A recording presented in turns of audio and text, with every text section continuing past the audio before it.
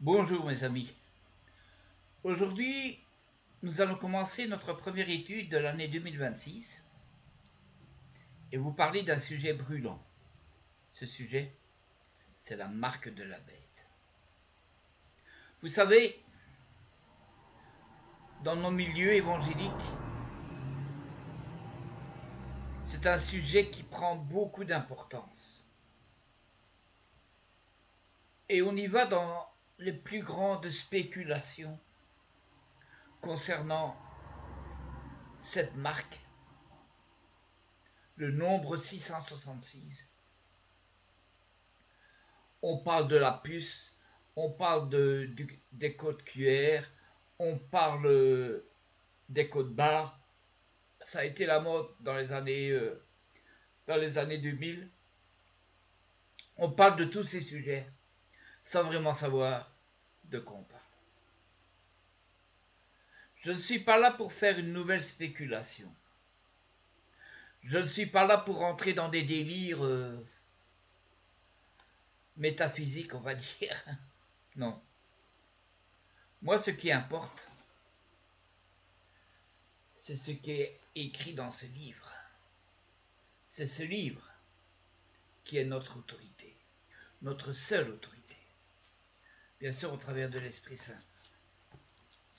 La Bible nous enseigne clairement ce qu'est la marque de la bête.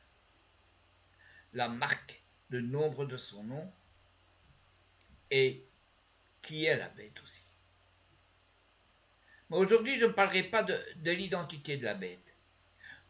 Je me focaliserai sur la marque, telle qu'elle est décrite en Apocalypse, chapitre 13,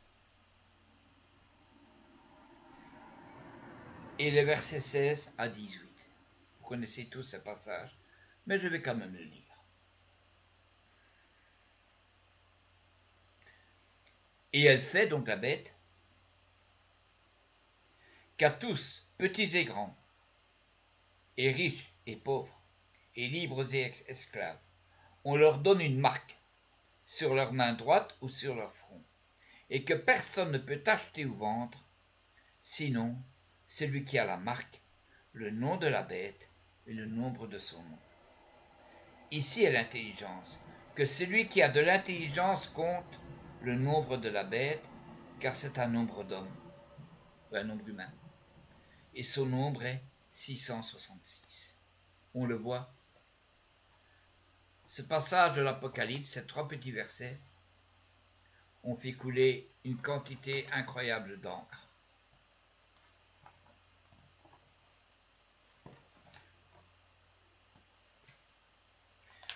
C'est quelque chose qui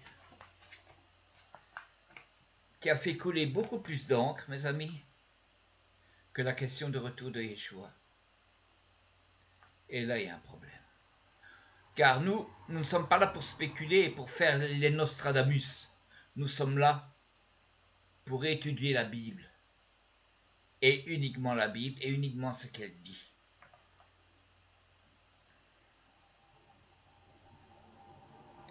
La marque de la bête sera la marque d'un système politique.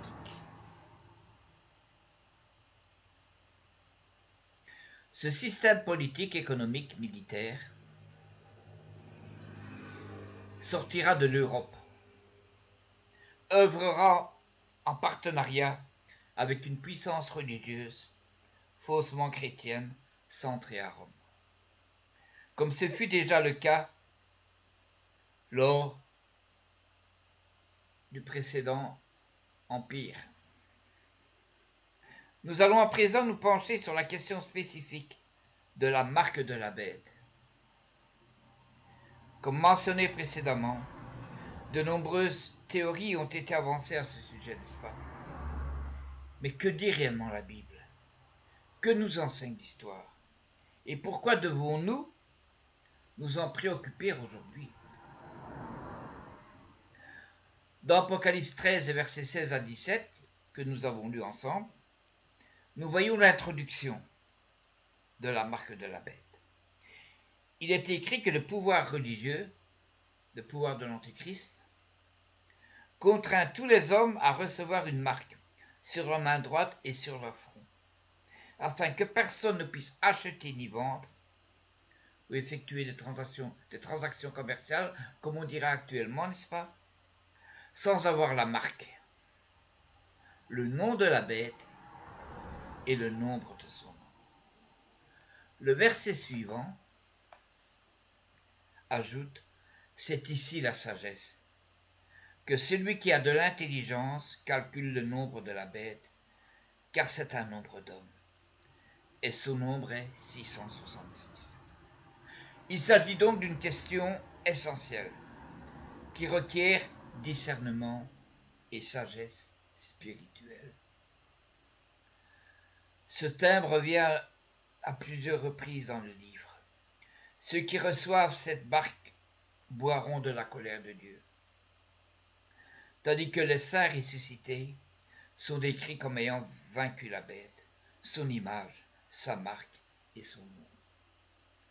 Comme on peut le voir dans les passages suivants, Apocalypse 14, verset 9, Apocalypse 15, verset 2, Apocalypse 16, verset 2, Apocalypse 19, verset 20 et Apocalypse 20, verset 4. Je vous invite de lire ces passages chez vous, tranquillement. Voulez-vous vivre et régner avec le Mashiach, avec Yeshua? Alors, ne recevez pas cette marque.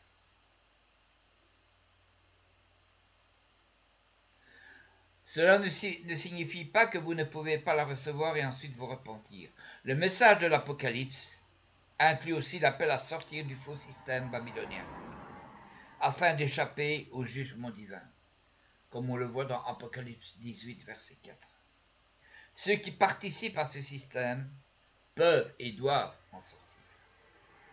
Cela nous ramène à la question de savoir quelle est cette marque.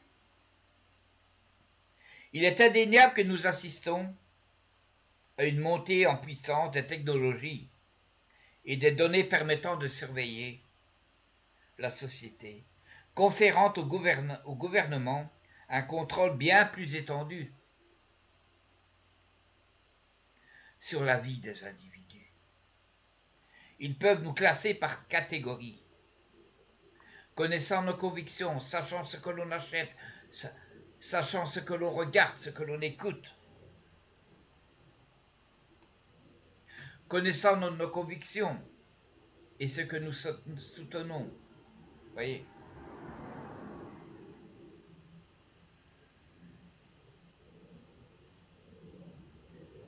À terme, cette systématisation est susceptible de s'intensifier, de sorte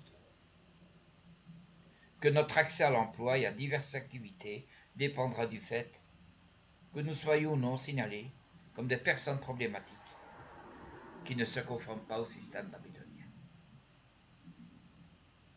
Il y a peut-être un aspect de cela, n'est-ce pas, dans la marque décrite ici, dans la capacité du système de la bête à surveiller et à exercer un contrôle sur les actions des individus. Oui, nous avons déjà une carte à puce sur nos cartes d'identité. Nous avons une petite puce où il y a toutes nos informations, qui l'on est, nos informations médicales, nos informations sociales. Et on parle maintenant aussi d'y ajouter nos informations bancaires. C'est très dangereux, mes amis.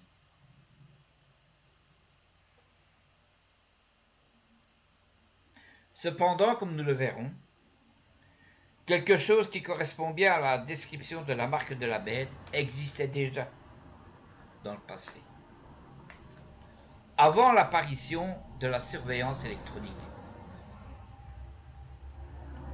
Avant d'aborder ce sujet, examinons ce que la Bible elle-même dit ailleurs au sujet de la marque sur la main et sur le front.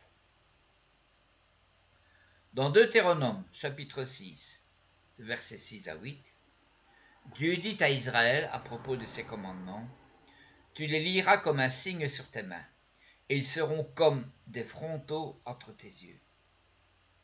Mon peuple, le peuple juif, a ensuite interprété cela au sens littéral, attachant les téphilim, les phylactères. Vous voyez la petite boîte que l'on met sur le front et à la main,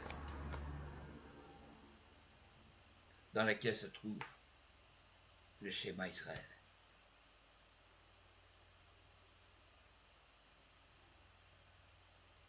Mais il s'agit de ne pas voir cela comme une pratique littérale. Le verset est clair. Regardez. Ils seront comme des frontaux entre tes yeux.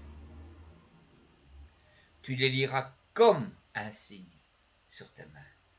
Le comme montre que ce n'est pas quelque chose à prendre de façon littérale, mais que cela symbolise quelque chose.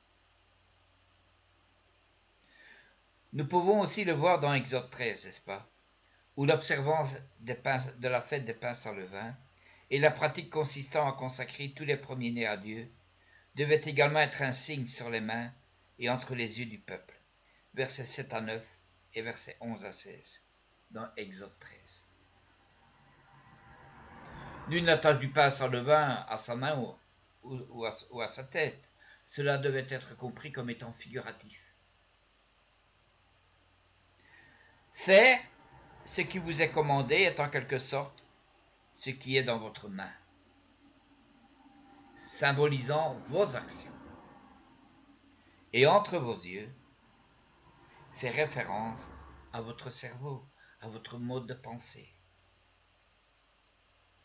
à la source de vos actions. On pense et on agit. Cela signifie donc, concrètement dans vos pensées et dans vos actes, votre allégeance et votre mode de vie. Il s'agit de respecter ces fêtes et dans Deutéronome 6, tout ce que Dieu nous commande de faire. Remarquez que cela doit être sur vos fronts et sur vos mains, vos pensées et vos actions, comme un signe distinctif, une marque déclarant votre adoration du seul vrai Dieu.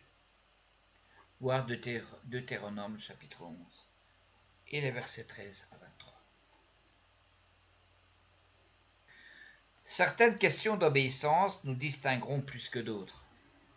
Dieu a particulièrement déclaré que ces jours de repos sabbatiques étaient un tel signe. Le sabbat hebdomadaire du 7e jour pour Israël, le fait que nous devons nous reposer un jour sur 7. En ce qui concerne l'interprétation plus littérale que beaucoup donnent à la marque de la bête, nous devrions nous demander, est-il mal d'avoir une carte de crédit? Est-il mal d'utiliser la monnaie numérique? Est-il mal d'avoir une forme d'identification délivrée par le gouvernement? Non, bien sûr. Un tatouage permanent serait peut-être une autre affaire. Il pourrait bien y avoir un problème à ce moment-là. Et céder sa souveraineté personnelle et afficher sa participation à ce que l'on croit être un mauvais système. Si quelqu'un croit que quelque chose est mal et le fait quand même, cela serait un péché, en termes d'intention. Mais rien n'interdit spécifiquement de porter une sorte de tampon ou de micropuce à scanner, ou encore des marqueurs de vaccin ou une clé de monnaie numérique, tant qu'elle ne sera pas utilisée par la bête, n'est-ce pas? Le bien et le mal sont une question d'obéissance au commandement de Dieu, à sa parole. Et nous avons tous des exemples où l'obéissance dans nos pensées et nos actions constitue un signe d'identification. Il est clair que c'est également le cas avec la marque de la bête. Contrairement à la bête et au pouvoir religieux qui porte des noms blasphématoires sur le front, Apocalypse 13, verset 1 et 17, verset 3 à 5, le peuple de Dieu est montré comme étant marqué sur le front du nom de Dieu, Yod-Hé-Vav-Hé.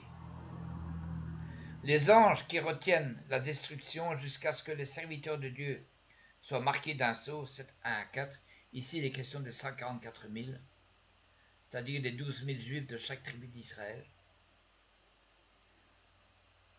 font écho à une vision dans Ézéchiel 9, où les fidèles de Dieu, les Israélites véritables, indignés par la société malfaisante qui les entoure, reçoivent une marque sur le front pour leur protection lorsque la destruction de la société survient. Voilà pour cette première partie. Dans la seconde partie que nous verrons donc plus tard, nous verrons comment cette marque sera appliquée, quelles en seront les conséquences pour le peuple d'Israël fidèle au commandement de Dieu, et aussi pour les chrétiens. Car oui, pendant la grande tribulation, j'ai l'intime conviction que l'Église sera là et qu'elle n'en sera retirée de cette terre juste avant le déversement de la colère de Dieu au travers des 7 coupes. Mais ça, c'est pour une autre aventure. Voilà, je vous souhaite à tous une excellente journée, une excellente semaine, et je vous dis à bientôt. Soyez tous bénis en Yeshua.